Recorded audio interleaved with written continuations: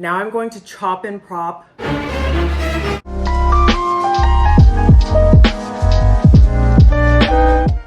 So in today's video, I'm going to be showing you how to propagate your Ceropegia woodii variegated. It is super long, but it's not as full. And so what you see here is that I swirled around a couple vines and pinned them down with bobby pins.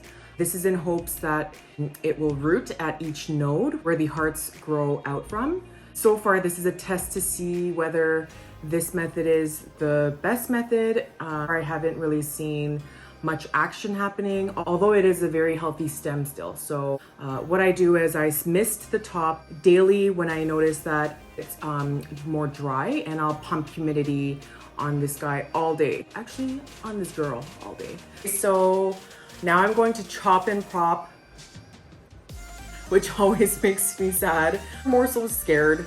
That's only because I'm so happy with how long it's gotten, but I would like a fuller top and make more plants. So here we go.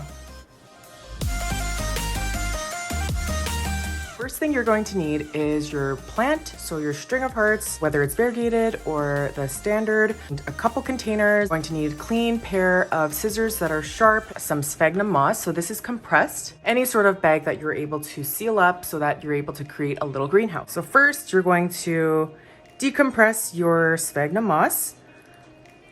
If you do have the compressed kind, pour water all over it. Look at that. Looks like bread pudding. I love it. It's so satisfying.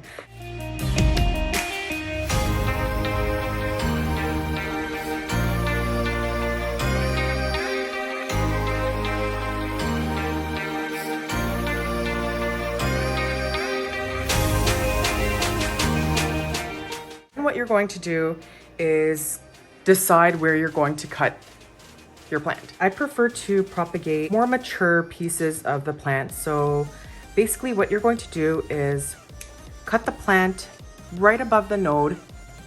So here's the node where the actual hearts grow from. You would basically cut a few, maybe a couple centimeters, or just basically between each vine evenly. And from there, I'll just do that one right here.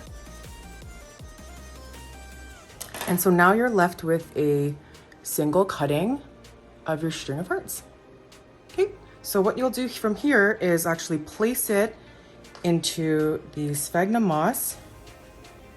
Make sure the node is fully touching the moss so that it's able to start growing roots. Here you can see that a bulb has actually formed, so where the roots will be coming out, and that's actually what you're going to be looking for. But anyways, so I'm glad that this little guy has a bulb here, so I'm able to easily propagate this one.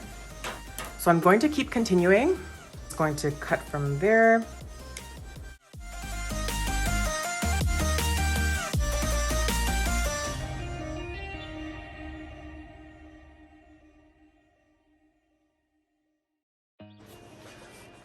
Okay, so there you have it. What you're going to do now is just mist the entire tray with the cuttings, but not for too long because the sphagnum moss is already moist, but this is just to increase a little bit of humidity. So yep, right there, that's it. Maybe one more. By the way, I'm using this electronic spray bottle that's just amazing. It's really changed my spraying game. You're gonna get this zipper bag, place it directly into the center of the bag. I got these huge bags from the dollar store, and so far it's been my favorite method of creating some sort of greenhouse. It's big enough where the plastic won't touch onto the plant. What you're going to do is partially close, start blowing air into that little hole.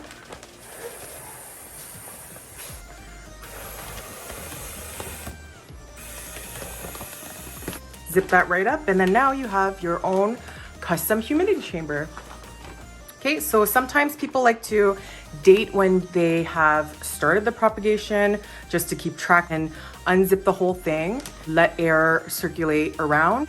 Basically what you want to do is place this in a very bright location, so the brightest place of the house. I have a south facing window, so it's going to be going right into the, right against the window. So I'm gonna show you a little example of how the roots are going to look. Do you see that root ball there? I'll show you another cutting. There you go. So what you'll do there is now plant it into fast draining soil into a very shallow pot and then watch the magic happen.